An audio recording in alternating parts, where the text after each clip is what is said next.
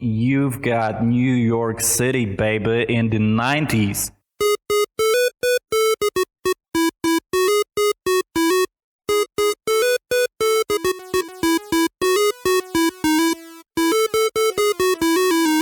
So I'm here now with two people from Draw Distance, Polish indie developer. And maybe you two can introduce yourself. Yeah, absolutely. Hi, everyone. My name is Jacek and I'm the head of business development at Draw Distance. Hi, everyone. My name is Krzysztof, and I'm vision holder and lead designer on serial cleaners. Jacek and Krzysztof, so nice to have you both here. Thanks for being here. Thanks for having us. Wonderful opportunity. Thank you. Thank you. Yeah, thank you. Nice to be here. So your current game is Serial Cleaners, which is in development at the moment, and stealth action game. Maybe you two could describe a scene for us so we can kind of imagine it. Like, what do we see? What do we hear? What's the feeling of the game? Okay, you play as one of the 4 characters. You usually arrive at the scene, and then your task is to clean all the evidence, all the bodies on the scene, and clean the blood, because you are working as a serial cleaner, as a cleaner for a mob hired to do that stuff. You can do it always in a few ways, because we don't want to give you puzzles to solve. We want to give you problems to solve and then tools to solve them. You can sneak around, you can run around, you can use many objects that are on scenes to interact with environment, and especially with cops, who usually are on the scene and are trying to protect all the things that are laying around. So you are sneaking around, you are using sound objects, you are moving objects to distract enemies, and slowly cleaning the whole scene. What objects can you use? Right now, we have like around 50 mechanics connected with all of those environmental objects. So it mostly depends which character you are playing, because each character has a different play style and does the cleaning in different way. They use the same sets of the basic moves. So they all crouch, they all sprint, they pick up bodies and do things like that. But for example, Bob is like the main character from the first game. Bob is back here in the sequel, and he is like this all-around character. He can do a bit of everything, but his specialty is that he can slide on the blood. In the first game, we could only pick up objects, pick up body bags, pick up bodies. Right now, we can also drag them around. You always have minimum two options to do some things. You can use Bob to hide a body in the body bag. Then you can pick it up and move around the scene, and police will not notice you if you will be in the public area. And you can also drag bodies, and all those bodies will leave the blood stain on the ground. But Bob is from 70s. He knows his tricks from 70s, so he can slide very cool on the blood, and he doesn't make sound then.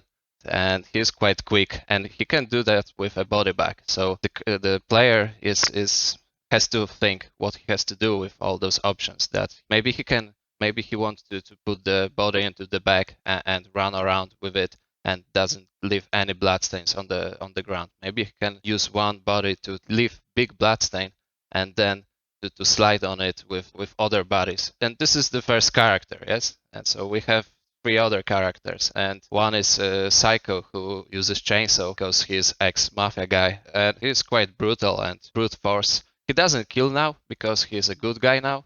He only uses his chainsaw to chop bodies, and occasionally throws limbs at police to knock them out. He can then pick up a police as a body and put it in some place it's easier that way when you remove some policemen from the scene. Yeah, he's a real angel now. Yeah, definitely. Yeah. yeah, that's true. But for example, he doesn't have any body bags. He doesn't bother with stuff like that. So he only picks bodies, and when he runs around with a body on his shoulder, he is always, police will always notice him. So we have also Viper, our hacker character. She is not strong enough to pick up bodies, and she only can drag them. She also uses body bags, so she can spend some more time to put the body into the bag and move it around that and not leaving bloodstains. But she's also a very skilled hacker, and she can hack different objects like computers or some electrical stuff and remotely interact with electronical objects around the scene. So she can turn on some radio, she can turn off some light on the scene. She's a bit like a wizard in our pack, and she can do her magic to distract enemies, to plan her distractions, and to use a few objects at the same time to distract a bigger group of enemies to have a space to do the cleaning.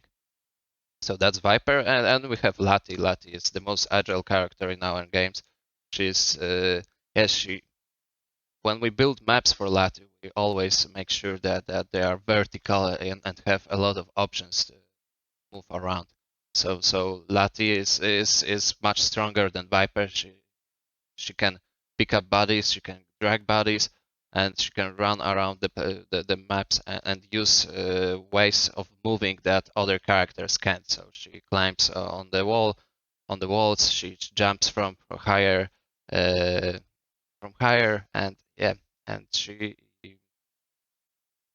that's Lati.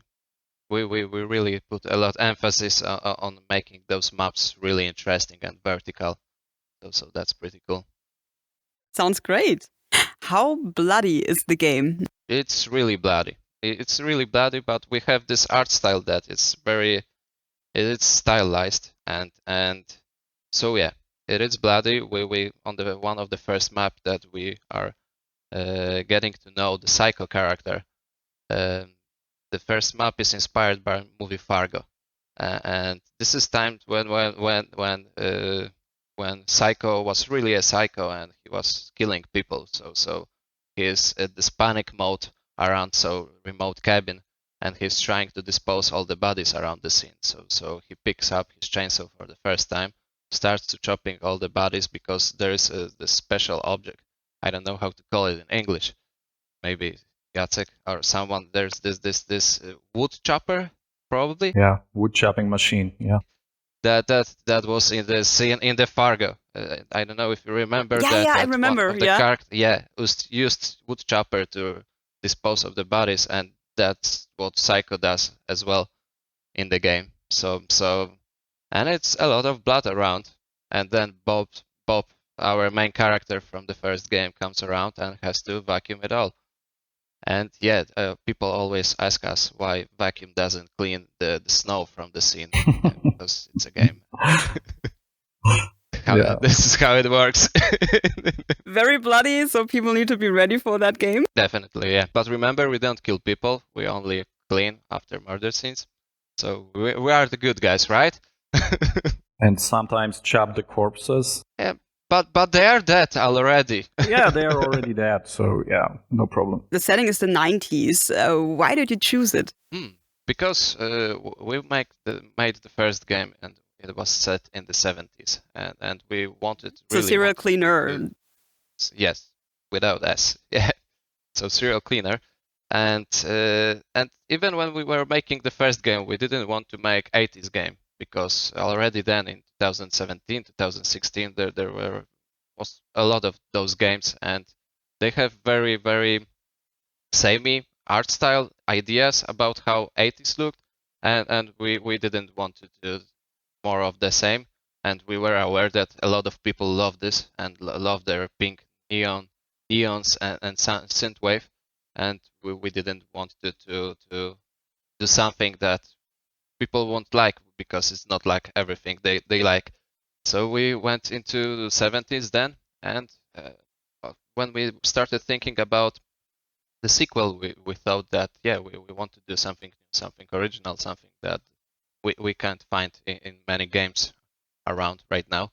So we decided to go with 90s, and we also always thought that it's a great narrative device because we wanted to make a sequel. We wanted to continue the story of the Bob Cleaner, but right now there is a gap, 10 years gap, 10 years in his life. When you will start the game, there's this big questions. One, what happened after the first game? What happened with Bob? What happened with his mother?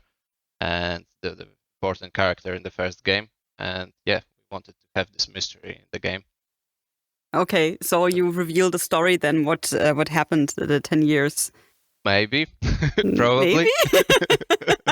We- yeah, because very important thing, the whole game, the sequel, the Serial Cleaners is set in the 99 in New York City, and Bob is working is like a master of this group of cleaners, and they're meeting in the funeral house to to celebrate New Year's Eve, to spend some time with friends, to reminisce about the whole 90s and what they done, their bloodiest jobs that take place in the carefree 90s, and they are talking about that. And the like the first game, we always between missions we were getting back to the home of Bob.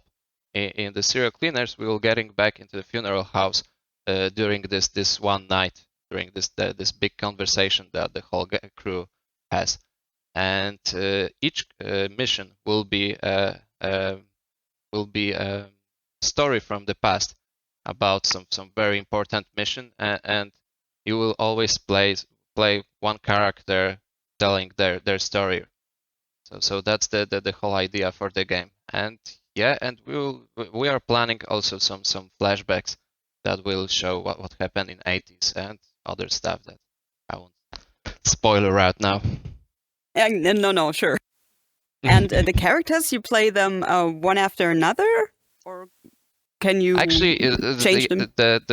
Sure. The structure in the game is that we have 5 chapters. Each chapter has 4 missions, and we always start a chapter with Bob's mission, with the main character's mission, and then the players can choose one of other 3 characters, and they can choose in which order they will play their missions. Okay, so after you finish the chapter with Bob, then you can play it again with another character like this? No. In one chapter, Bob is telling his story first, and then ask other characters who want to tell the story next. And you can choose one of the 3 characters. Then one character is saying their story. Then you have 2 characters left to choose in the next segment. So after the chapter that you finished all the 4 missions, you start next chapter with Bob telling his story again, and then you can choose other characters. And gameplay-wise, so it's like stealth action. So you always have to clean up this one place, and you have to be as stealthy as possible, right? Actually, you don't have to be stealthy as possible. You can choose what you want to do. That's the very basic idea behind our game and our philosophy. We were talking about first game we were talking about stealth action game. Right now we don't. So the second game, fast-paced stealth action game. That was the whole thing, and that's something that we are very proud of, and we are continuing out and building up on. You can actually run around, throw things at people, and be very noisy, and you will still be able to play the game. But each character has a bit different set of skills. So when you play Bob, it's easy to play aggressively, and it's easy to play more sneaky. When you're playing Psycho, it's much more easier to throw things around, and when you are playing Viper, it's much more easier to be a sneaky character. But you still can choose, even playing each of this character, you can still choose your approach to the missions. And what we are working actually right now very hard is on its AI. So even when you are playing very, very noisy and you are using a lot of distraction, we really want the AI to be more aggressive. So you will be feeling that maybe next time I will try the sneaky approach, or maybe for some time I will try the sneaky approach. We are in this way very inspired by games of Arcane Studio. So the way that Dishonored series work or Deathloop right now, that's perfect example where you can play sneaky but you can shoot at everything and it's still fun. It's your decision, and we will try to make it fun playing the both playstyle. Can you also tell us the difference between Now, your current game, Serial Cleaners, and your first game, Serial Cleaner from 2017. How do these games differ from each other? The first game, we made it in 2016. We started production then.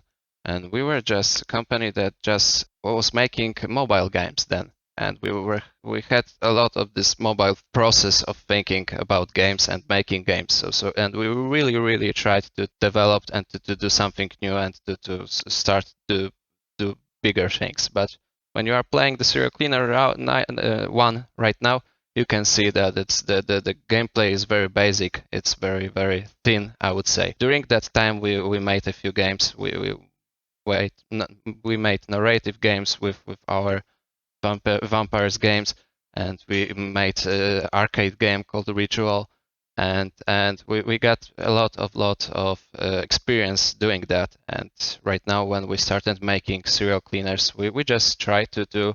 We don't want to invent the wheel again. We don't want to break completely formula and do something completely new. We just wanted to make it deeper, add everything that we can add. So in the first game, AI was quite always AI was undercooked. So right now we really spend a lot of time to develop much more believable AI with much more reactive AI. We added a lot of more interactions with objects. We added 4 characters, and in the first game it was only Bob. One of the most important things that I probably should say at the beginning is that we moved from 2D to 3D, which was a big jump for us, and even it wasn't that we moved to 3D and then decided to add verticality to our game that is connected with how AI is working and all that stuff. So we really challenged ourselves with that game to a lot of new things that we have never done. And yeah, we had much more. Yeah, everything is. We have a lot deeper. Each mechanic, each thing in the game is much more deeper than in the first one. Okay, cool. Are there also other things you learned from the 2017 Serial Cleaner? Actually, that was our process when we started making sequel, was to read all the reviews. So we went through the whole Steam reviews. We found all the reviews on the sites, and we're reading a lot about what people liked, what they didn't like. Yeah. So we it's hard to distill it in a few. We knew that we have to make much more deeper game, and we need to add a lot of more variety to mechanics, and a lot of variety to the whole gameplay. So that's why we decided to have 4 characters, to have different play styles with those characters. And yeah, we are working right now actually on adding all story-oriented things. So with our experience from vampire games, we're adding branching dialogues into this game. So the story is really important also in the Serial Cleaners, and people will be able to choose different dialogue options, and it will be important in some part of the game. Nice. Okay. With what games can Serial Cleaners be compared to? Like, who will most likely have fun playing this game? That's a great question. Yeah, because it's really there are not a lot of games about cleaning, and if there are, they play completely differently. So I would say people who enjoy it. Any games? It's Viscera Cleanup Detail. I believe it is about cleaning. Exactly. It's FPS game, co-op FPS game. So I think people that enjoyed Hotline Miami would for sure enjoy our game, because how we treat our era, because of our art style, and because that it's not shooting at people, but with this one, with Serial Cleaners, you can play really aggressively, and the gameplay is much more dynamic if you choose to. So I would recommend it. People who enjoy stealth games, and especially people who enjoy immersive sims, the stealth component of immersive sims, I should say, because we are really inspired by those games, and we are making this light version of those games if it comes to the basic game loop. And yes, what are Hitman series? People who enjoyed the newest Hitman series, I think would really enjoy our game. It's also this smaller, light version of the Hitman games. So if you don't have so much time to play these big, huge maps of Hitman, and you want something a bit quicker and simpler, but not very simple, the serial cleaners will be a great choice as well. Okay, that definitely sounds like something for me, because I really like a Hitman, but yeah, the levels are sometimes too big. There's so many things you can do that I don't know. I just want to get to the exit at some point. So yeah, sounds great, like something for me. We're trying to make espresso version of Hitman. So you have this quick shot and you will be happy. So release is planned 2022. That's right. On how many things do we still need to work? Like, how is development going? Oh, a lot. Still a lot, but the main things that we are focusing right now is tweaking AI and adding a few layers. Still adding a few layers to AI. So we really work hard on that. We are right now very focused also on our all story-oriented things, that we're adding this funeral house section, all the dialogues and all the options, animations and things like that. And right now we finished all the maps in the game, so we have the whole game playable in some way. And right now we are balancing everything, adding missing components and things like that. So there's still a lot of work to do, but we can see the finish line already. So it's making us happy. About your studio, how was Draw Distance founded? You also had a different name before, iFun4All, right? Yeah, exactly. Yeah, so this is my part. I'll take it from here. So yeah, absolutely. Draw Distance has been founded in 2009 under the name iFun4All. And actually it was founded by Bluebird Team, the game development studio, also from Krakow, Poland. You can remember from projects such as Layers of Fear, The Medium, or Blair Witch. So they are, generally speaking, creators of psychological horrors, and very good ones as well.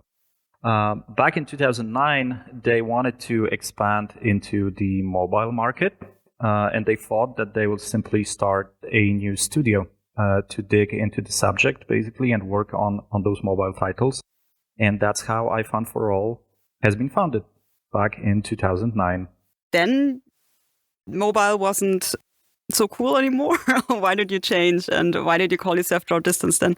Yeah, I mean, for a few years, we were focused on working on mostly premium mobile games, especially for iOS, that were later ported as well. We did some work for hire as well, especially porting.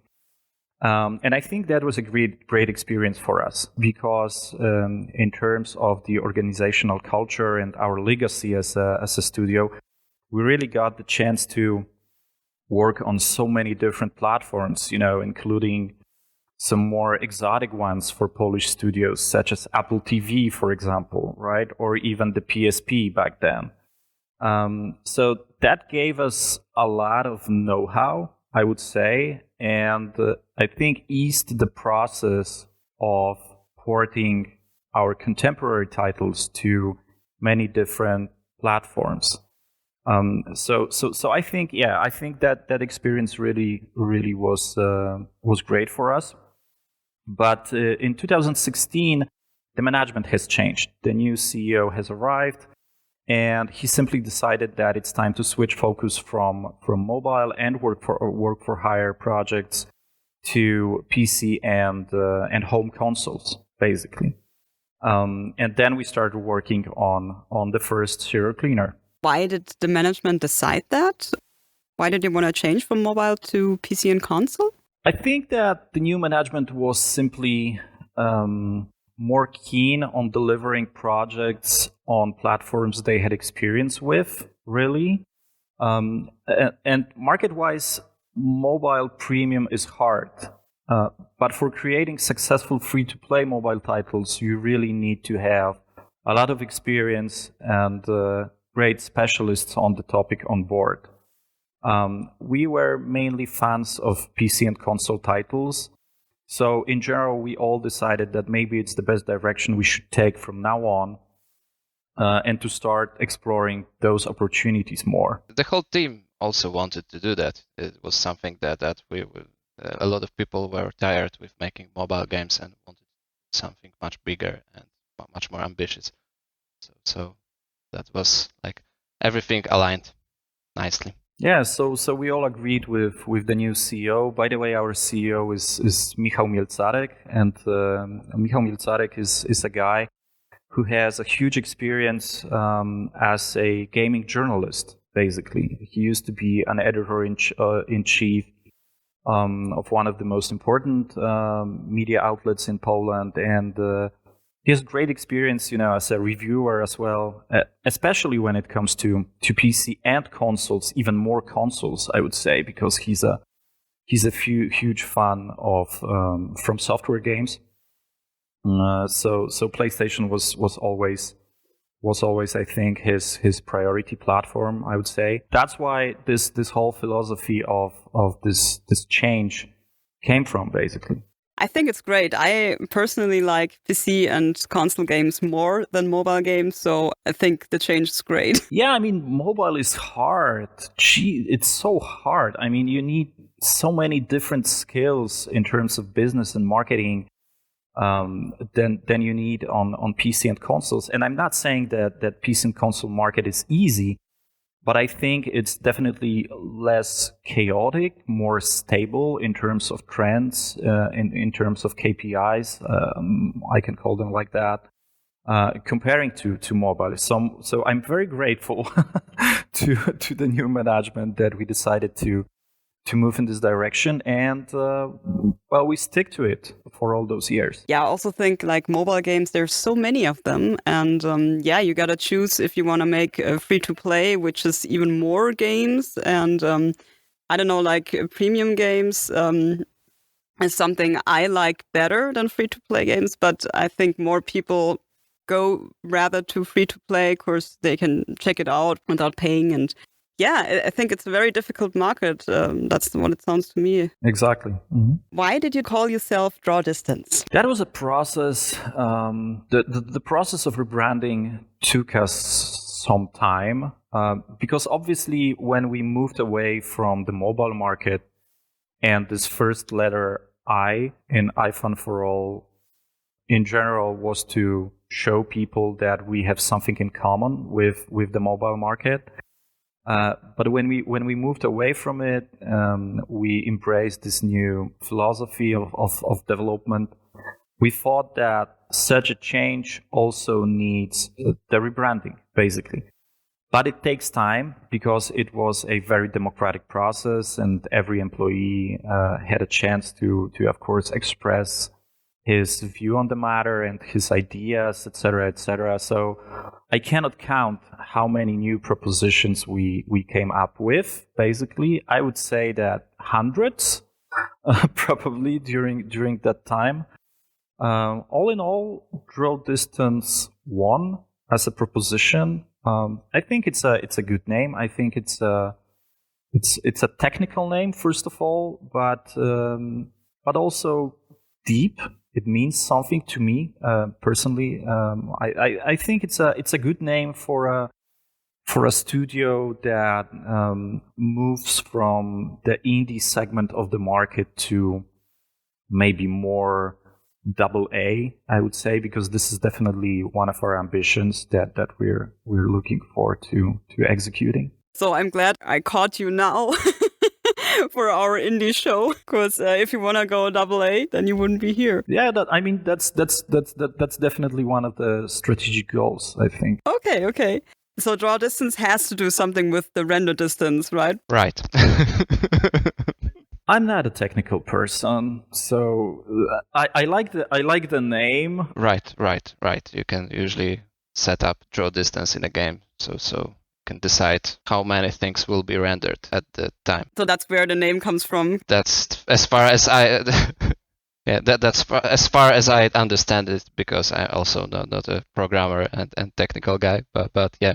So we can choose the draw distance in the games, and we usually try to draw distance for ourselves and to do much more ambitious things and to render more and more. Besides the Serial Cleaner series, what other games did you make so far? Yeah, so basically after Serial Cleaner and porting the game to Nintendo Switch, that was our debut, fall 2017 on Switch, and Switch immediately appeared one of the priority consoles for us because we have achieved a great success with Serial Cleaner on this particular console. We've been always a little torn between original ideas that we always wanted to make and execute, and business opportunities that appeared on the horizon, and they were just too good to let down, right? So we've been doing very different titles, such as House of Horror, for example. House of Horror is very unique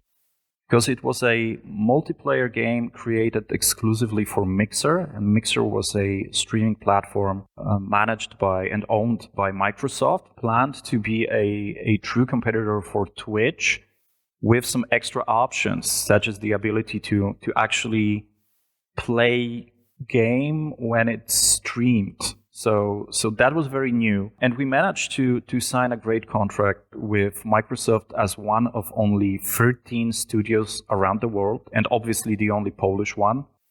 And we've created this game. Initially it was very popular, one of the most popular games on Mixer, with more than 1 million unique users per week.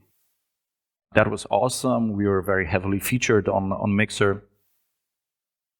But then, as this Mixer family, let's call it like that, we had calls, we had meetings. All of us started noticing that Mixer is not exactly developing the way it was supposed to. And we tried to figure out some ideas to maybe make it more popular. And I remember we had this idea that maybe we can start making games based on very strong IPs. And the very brand would bring people on board to try to experience Mixer. And when they experience Mixer, they will want to stay on this platform. And we started researching the market, and we figured out that, well, we really enjoy World of Darkness as tabletop RPG players. Lots of us played World of Darkness, especially Vampire the Masquerade games, in the past. And I remember going to E3 2017 or 18, something like that. And I noticed that Tobias Sjögren is available. And at that time, Tobias Sjögren was the CEO of White Wolf Publishing, basically a company that was already owned by Paradox Interactive. But Tobias was still the head of the publishing firm. So we had a meeting. I told him about Mixer, about how we wanted to change, what's the opportunity here, and he was very happy. We agreed that we're going to work on a document, some high level concept of the game that could potentially land on Mixer and be connected with Vampire the Masquerade brand. We had some conversations coming back and forth. Finally, we had a meeting with Paradox guys. They liked the concept. At this time, Mixer was pretty much no more. So we couldn't really execute the idea to bring World of Darkness to Mixer. But because the idea created by Chris, the lead game designer behind Vampire the Masquerade titles at our studio, was really spot on, Paradox said that, hey, maybe we can just, work together on a more traditional basis, right? Just make a playable demo, show us the pitch, and maybe we can support it on PC and consoles. And we did exactly that. They really liked the concept, and that's how Coteries of New York was made. And because it was a success, we consider it as a success, and Paradox too. we decided to work on a standalone expansion, Shadows of New York. Between Halls of Horror on Mixer and Coteries of New York, there was also Ritual Crown of Horns, title published globally by Fear Damic. Krzysztof has already mentioned it. It was a very important game for us because, first of all, it was our first game that really explored the 3D as visual layer. Plus, it was our first game with combat involved. So you had the chance to experience shooting. That was the first time in our history that you could actually shoot two people rather monsters, I would say, because in Ritual Crown of Horns you fight with waves of monsters from hell, basically. But yeah, this really taught us a lot, and I think that was also the experience that brings great results today and will bring in the future. And yeah, after that, after those two Vampire the Masquerade titles, we and Paradox sat down and thought, what can we do together in the future? We agreed on a project, and it's codenamed Project Cardinal. It's based on one of Paradox's IPs. We cannot, unfortunately, share any more details. Hopefully it will happen in the future, of course. And we started working on Serial Cleaners back at the beginning of 2020. Right now, the game has a global publisher. It's 505 Games, one of the most renowned, I think, publishers out there. So we're very happy about this cooperation. We look forward into it. So it's awesome. We're also working on Project Swan. It's also a code name with a great publisher as well. Unfortunately, in this case, I can share even less details than comparing to Project Cardinal. But yeah, I mean, we've got lots of things to do. We have several projects on our hands. So yeah, we are not bored, definitely. Well, it sounds like it. So not only Serial Cleaners, but also two other projects in the pipeline, which are coming soon. So wow, yeah, that sounds exciting. It's great that business is going, but I can imagine it's a lot of work. Exactly, of course. Yeah, it is. Yeah. I saw on your website that you also publish games. Is that right? Yeah, I mean, we have been experimenting a little bit. We tried to start publishing third-party titles, but I think it simply happened too early.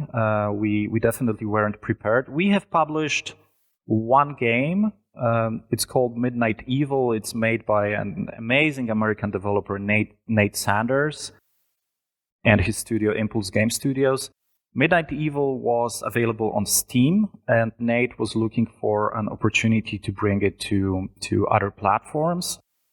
So we have become the global publisher of Midnight Evil on Switch.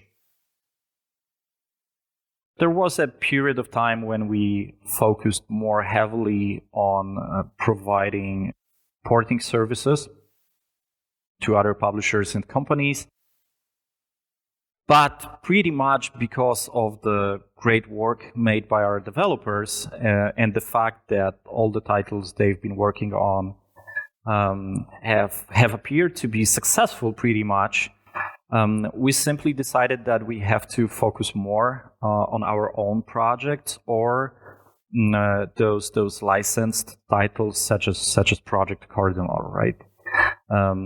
By the way, with games where we work on with Paradox Interactive, we still decide most of the things in terms of the gameplay mechanics, story, etc., etc. So we are we enjoy this artistic freedom, but obviously, if the game is licensed, we have to follow certain guidelines, obviously. So this is also a challenge, and I'm very happy that we're getting more and more experience in this area as well, because this is something very unique and different than just developing a game. I don't know, is that a disadvantage that you can't be as free as you want to be?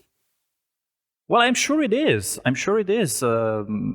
Slightly, I would say. It's definitely a slight disadvantage because you're not 100% independent in terms of your choices connected with the game itself, its shape and how it plays, basically. But on the other hand, it's a plus because it immediately gives you a certain structure that you can fit into. So it draws certain borders. It helps you think, well, maybe not within a box, but within a very large area that you can explore for yourself.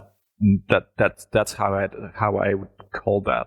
But yeah, definitely, it limits your freedom of making choices. That's for sure, and it's also extra challenging because you have to think about lots and lots of things connected with the fact that it's a license and it has guidelines and it has a lore and a fandom, etc., and then you have to keep true to the general nature of the brand and to what it means to millions of players around the world. Yeah. Yeah, I can imagine. Whoa, that's definitely a challenge. But as you said, definitely a good experience. Absolutely, yeah. So you already said that you have some publishers which support you. Do you also get funding in Poland? Yeah, I mean, it's very Polish that game development studios are public, basically. So many studios that are involved in game development and publishing are public. They're moving to the market. There is a special alternative market called New Connect, created specifically for technical startups and game development studios. It's much more lenient in terms of discipline and procedures comparing to the main market here in Poland, in Warsaw. So this is a great opportunity, and this is a great chance to strengthen the studio while also learning how to be more disciplined in terms of communication, in terms of working on your balance, of course, on your reports, on documents, on this whole administrative side. That is dull, of course. It is boring. It is not, what you think of when you're thinking, hey, let's make a video game, basically. But it's necessary for the studio to grow, obviously. So the fact that we have both institutional and individual investors, we are engaged in the whole process of proper communicating and talking to the market and with investors, etc. It also contributes to the general organizational structure of the company and increases its growth and the way the studio grows.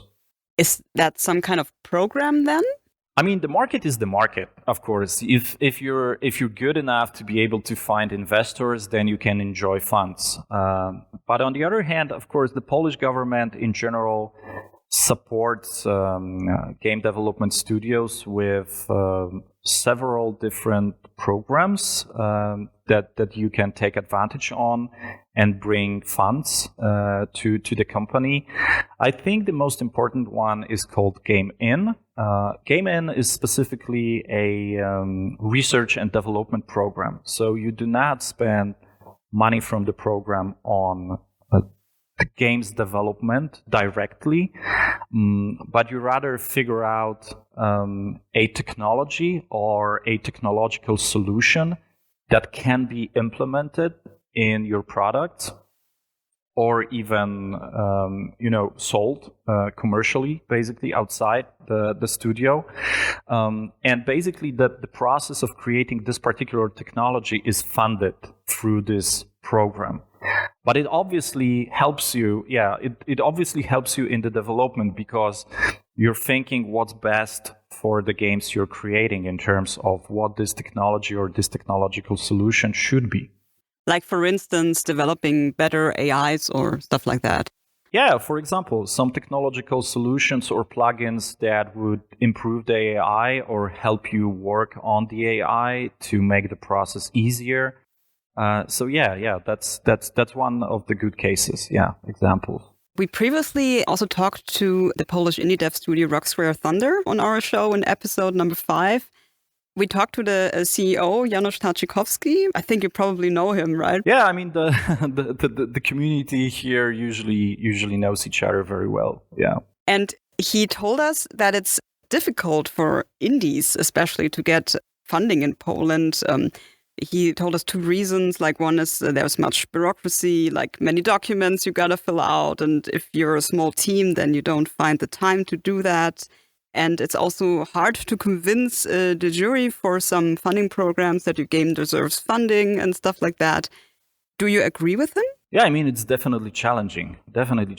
I mean, many studios every year leave with nothing when it comes to gaming because they simply do not get enough points to be qualified. And it's obviously difficult, and you have to have access to specialists who will help you with all the administrative stuff. So absolutely, I can agree that it's a difficult process.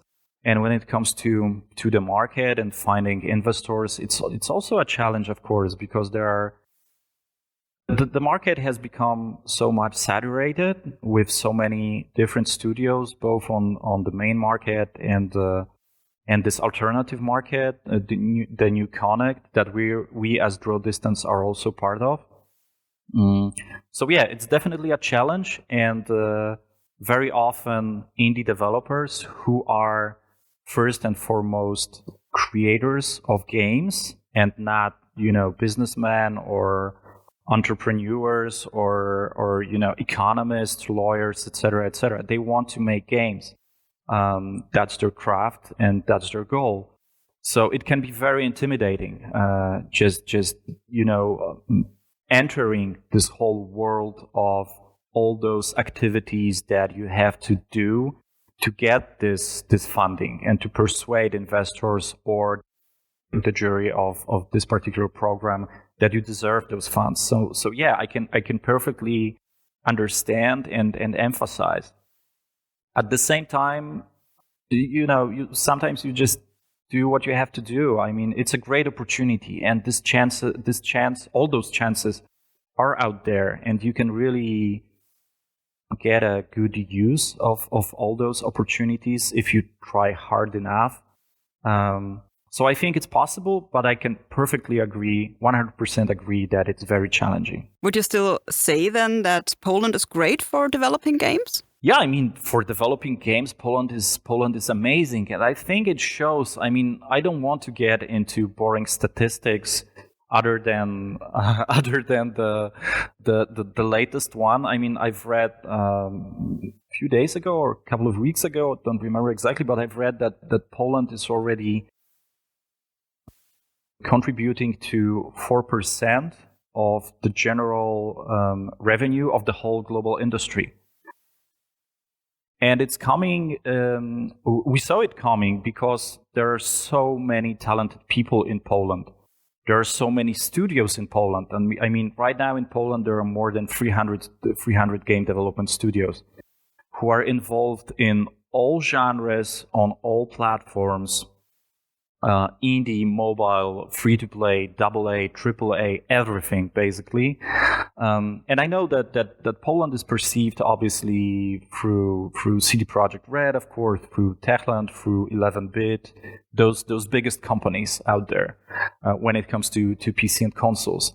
But there is so much more. And I think that Polish game developers are super talented, but also very well educated, especially when it comes to hard skills connected with programming, stuff like this. I mean, our competences in this area are remarkable, I would say. We also pay great attention to detail. We never give up. We never surrender. We're always looking for ways to improve the quality of our titles. We are ready to work longer, work harder, but the quality is the key. And that's why we set ourselves the bar really high. And new employees really need to, have all the exceptional skills to simply start working professionally, because the expectations are very, very high when it comes to new employees here. So yeah, I think we have a very professional approach to all the processes connected with developing games and publishing games. We are always our own fiercest critics. We always demand more from ourselves. And I think it shows, and I think that it brings great results in the long term, of course. Is there something you would say that's definitely missing in Poland? Well, I'm a business developer, so maybe I have maybe I have more of a unique perspective, especially comparing to Western market like German market or the French market. The main difference, I think, between the Polish market and in general the Polish industry and more developed Western European or American scenes are the facts that in Germany or in France, there are many more companies that offer services dedicated to game development. But I'm not talking about external outsourcing companies that will provide you with art, for example. But I'm talking more about services connected with marketing activities, PR, legal support, payment methods and systems, the technical support connected with creating games as a service, post-launch support, both content and non-content, etc., etc. I think that in Poland, this market of services is pretty much non-existent yet. There are a few companies that are specialists in what they do around game development, that their goal is to make the developers' lives easier in general, but I think that Polish game developers are still first and foremost focused on the technical aspects of making the game and making it the best it can be, basically, with the highest possible quality. And they tend to maybe not underestimate or forget, but simply not think of those services as something that should be treated as a priority, similar to what needs to be done to launch the game. That's my view on the situation, basically. To sum up, Serial Cleaners is on its way. How do you feel about it? Are you excited, or do some things worry you? Awesome! Very excited. I can't wait. Oh my god! Yeah, it's a wonderful game. It's a wonderful game with an amazing art style, great diversity of play styles, amazing story, and what I love the most about it is the atmosphere. I mean, you've got New York City, baby, in the 90s, and it's like real. I mean, we've done so much research. We love Jean-Michel Basquiat, who is the main reference when it comes to visual style of this game. And we nailed it. It's awesome. It looks wonderful. And I know I'm biased, and I probably shouldn't say all this, but I am extremely happy that we are working on this particular game. I'm even more happy that we're working on it with 505 Games. And I know it's going to be big, really big. Krzysztof, you feel the same? Yeah. I don't have the same enthusiasm as Jacek because I'm quite tired making it. But yeah, we are really, really proud of this game, and it's really ambitious project, and we put a lot of effort in everything, and a lot of thought into each part of this game. So yeah, I'm really proud, and I'm really proud of the team that are making this game, because it's something amazing. We're making amazing things each day. So yeah, I highly recommend playing it. Absolutely. Just last question, is there anything you want to tell indie developers who want to make games in Poland? Choose things, genres, and styles that you really love, that you are passionate about, and try to think about something that people love as well and are interested in, add some small twist, not so big twist, but something small, something important, and put a lot of work and passion to stand out, because there's so many games that do the same things and look the same, and each person has something magical inside of them. We should spend more time thinking what it is and trying to put it outside for other people to see and enjoy. That's my approach to the things. Yeah, great words. Jacek, Krzysztof, thank you so much for this hour and for these insights, and it was great having you two here. Thank you for having us. Thank you so much. It was a pleasure. Thank you.